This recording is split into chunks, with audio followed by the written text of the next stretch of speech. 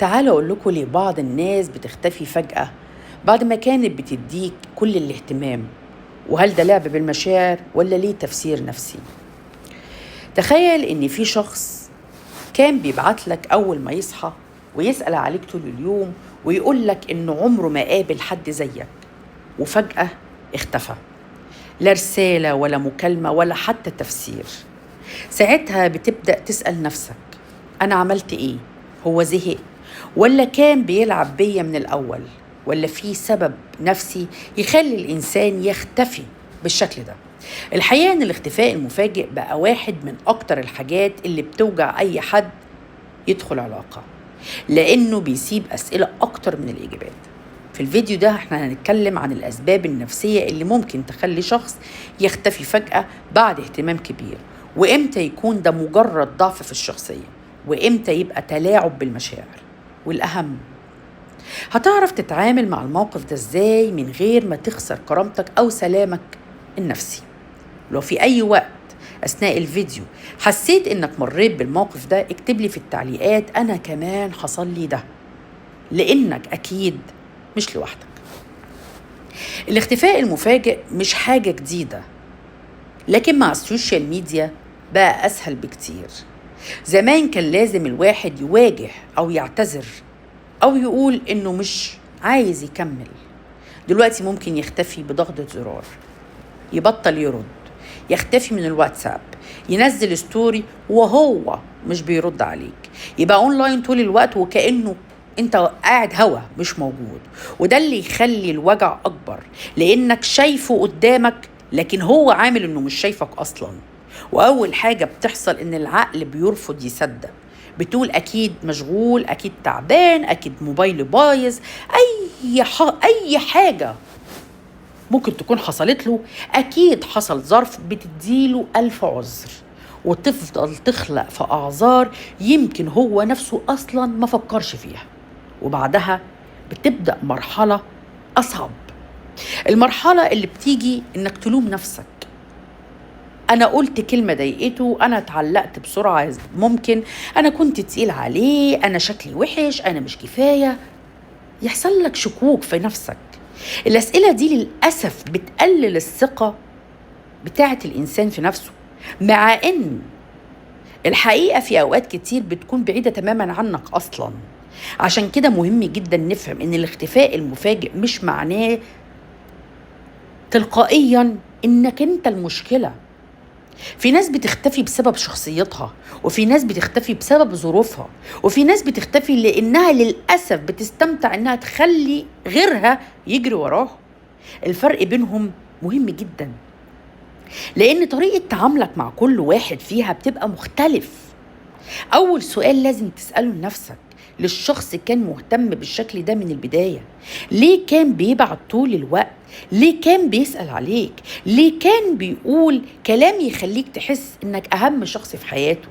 في الحقيقة مش كل اهتمام كبير معناه حب كبير، دي أول صدمة. في ناس لما تعجب بجد بتدخل العلاقة بطاقة عالية جدا، يبعت 50 رسالة، يكلمك بالساعات، يقول لك وحشتني بعد ما ساعة واحدة تكون متكلم معاه، يحكي لك عن المستقبل، يخليك تحس إنكم بقالكم سنين تعرفوا بعض. وده ساعات بيكون نابع من الحماس مش من الحب. الحماس شعور سريع، لكن الحب الحقيقي بياخد وقت. الحماس يخليك تقول كلام كبير قوي، لكن الحب بيثبت نفسه بالأفعال مع الوقت. في ناس بتحب الإحساس الجديد، تحب الشعور إنها لقت شخص مختلف، لكن أول ما العلاقة تدخل في مرحلة الاستقرار الحماس ده بيقل، وهنا تبدأ المشكلة. الإنسان اللي كان بيعيش على الإثارة يحس إن العلاقة بقت عادية، فبيبدأ يبعد. وده مش معناه إن الطرف التاني عمل حاجة غلط ولا هو في حاجة غلط أصلا، لكن الشخص نفسه كان متعلق بالإحساس مش بالعلاقة. في نوع تاني أخطر شوية، النوع اللي بيحب يكون محور اهتمام الكون، يبقى مبسوط جدا وهو شايفك مستنيه، مستني رسالته، مستني مكالمته، مستني كلمة منه، ولما يحس انه ضمن وجودك خلاص يقل اهتمام. ليه؟ لأنه كان بيدور على إثبات لنفسه أكتر ما بيدور على علاقة ثابتة، وده للأسف بيحصل أكتر مما الناس متخيلة. تعالوا نتخيل بس مثال كده مع بعض. ولد اتعرف على بنت، فضل أسبوعين يبعت لها صباح الخير كل يوم ويطمن عليها ويبعت لها أغاني ويفتكر تفاصيل صغيرة عنها. البنت بدأت تحس بإيه؟ بدأت تحس بالأمان، بدأت تتعلق بيه. وفجأة الرسائل وقفت أو قلت، وبعدها بقت كل يومين، وبعدها مرة في الأسبوع. بعد كده اختفى تماما. البنت طول الوقت فاكرة إن هي كانت السبب أو إن كان في حاجة غلط فيها، لكن الحقيقة يا حبيبتي تعالي أقولك إن ممكن تكون إن الولد كان مستمتع بمرحلة البدايات بس، ولما العلاقة احتاجت استقرار ومسؤولية حس بقى إن الحماس اللي كان عايش فيه بسلامته بدأ يقل، فانسحب بدل ما يتكلم. وده يخلينا نفهم نقطة مهمة جدا: مش أي بداية قوية معناها نهاية سعيدة. في ناس بتبدأ بسرعة وبتنتهي أسرع. العلاقة الصحية غالبا بتتبني بهدوء وببطء، الاهتمام فيه ثابت مش مبالغ فيه، الكلام بيكون متوازن، الأفعال فيها بتكبر يوم بعد يوم. اسأل نفسك دايما: هل الشخص ده ثابت في تصرفاته ولا اهتمامه بيطلع وبينزل؟ لأن الثبات أهم بكتير من الكثافة.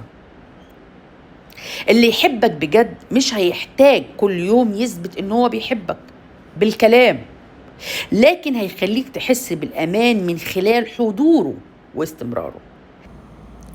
لكن اللي كل يوم بشكل ده غالبا هتفضل طول الوقت محتار هو عايز ايه، وده أول إنذار لازم تاخد بالك منه. خليني أسألك سؤال: عمرك قابلت شخص كان واضح جدا إنه معجب بيك؟ كان هو اللي بيبدأ الكلام ويقترح الخروج ويقول إنه مرتاح معاك، وفجأة أول ما حس إن العلاقة بقت جد يتغير، الردود بقت متأخرة، المكالمات قلت، والاهتمام اختفى. ولما تسأله هو في حاجة، يرد يقولك لا مفيش، لكن أفعاله بتقول عكس ده كله. الحقيقة إن في ناس فعلا بتخاف من الارتباط، مش لأنها مش بتحب خالص، لكن لأنها شايفة إن الحب معناه مسؤولية، ومجرد إن العلاقة بتقرب من مرحلة الجدية يبدأ القلق يسيطر عليها. يمكن يكون الشخص ده اتحرج قبل كده، يمكن اتخان، يمكن عاش في بيت كله مشاكل، يمكن شاف انفصال أو خيانة أثروا عليه، فبقى عنده اعتقاد داخلي إن أي علاقة في الآخر هتنتهي بوجع. ولما يحس إنه بدأ يتعلق بدل ما يكمل بيهرب جري. الغريب إن الشخص ده ساعات بيكون بيحبك فعلا مش بيهزر، لكن خوفه أكبر من حبه، وده بيخليه يعمل حاجة غريبة جدا: يقرب منك ويبعد بعيد، يرجع يقرب وبعدين يختفي، يفضل يكرر في نفس الدايرة. المشكلة إن الطرف التاني بيفسر ده بطريقة مختلفة، يفتكر إن المشكلة فيه هو، مع إن المشكلة الحقيقية موجودة عند الشخص اللي مش عارف يواجه مشاعره. ولكن ده مهم جدا، وجود سبب نفسي لا يبرر إن الشخص يجرح غيره. أيوة ممكن يكون عنده خوف، لكن ده ما يخليش الاختفاء بدون كلمة أو تفسير أو تصرف مقبول. كلنا عندنا ظروف، كلنا عندنا مخاوف، لكن الشخص الناضج بيقول: أنا محتاج وقت، حاسس إني متلخبط، مش قادر أكمل. حتى لو الكلام صعب، هو أرحم بكتير من الصمت. الصمت ساعات بيكون أقصى من الرفض. ليه؟ لأن الرفض بيقفل الباب تماما، لكن الاختفاء بيسيب الباب موارب ويخلي الطرف التاني مستني رسالة، مستني اعتذار، مستني رجوع. ممكن يضيع شهور وسنين وهو مستني، وده أكبر ظلم ممكن الإنسان يعمله في نفسه.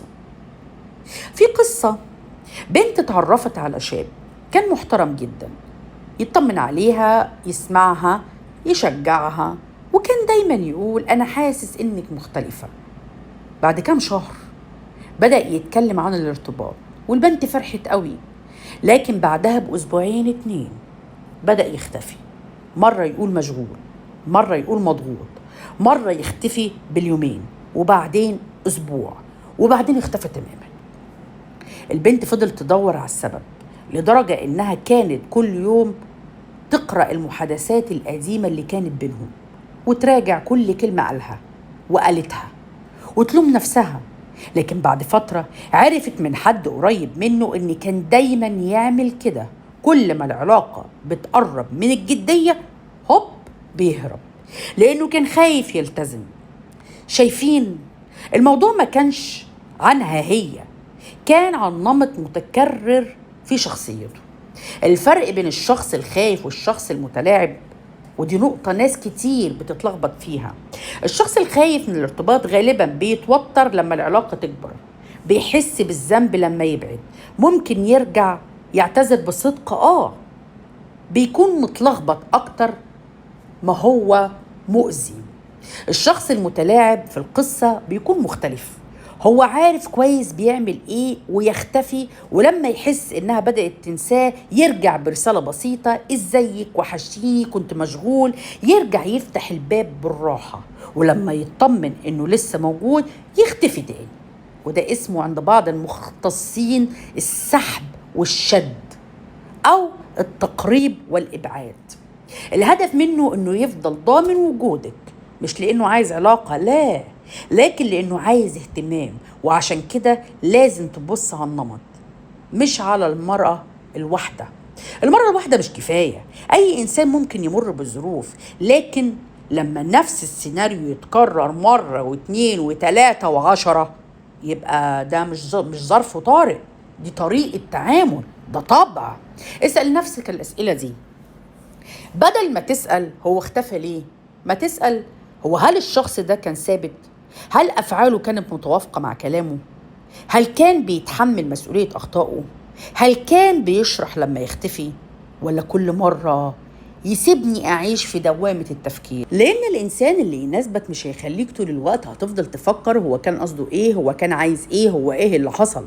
العلاقة الصحية فيها وضوح حتى وقت الخلاف والانشغال والانفصال. الغموض المستمر ده بيستهلك أعصابك أكتر ما بينهي العلاقة. في نهاية الفصل ده افتكر الجملة دي كويس قوي: اللي عنده استعداد يخسرك بسهولة غالباً ما كانش بيقدرك بنفس القيمة اللي انت كنت متخيلها. واللي بيحب بصدق حتى لو قرار فجأة انه خده وانه هيمشي، بيمشي باحترام مش باختفاء. في الجزء اللي قادم هنجاوب على سؤال مهم جدا: هل التجاهل بعد الاهتمام بيخلي الشخص يتعلق اكتر؟ وليه المخ بيجري ورا اللي يختفي؟ شير ولايك واشتراك في القناة، وما تنسوش تفعلوا الجرس عشان يوصلكوا كل جديد.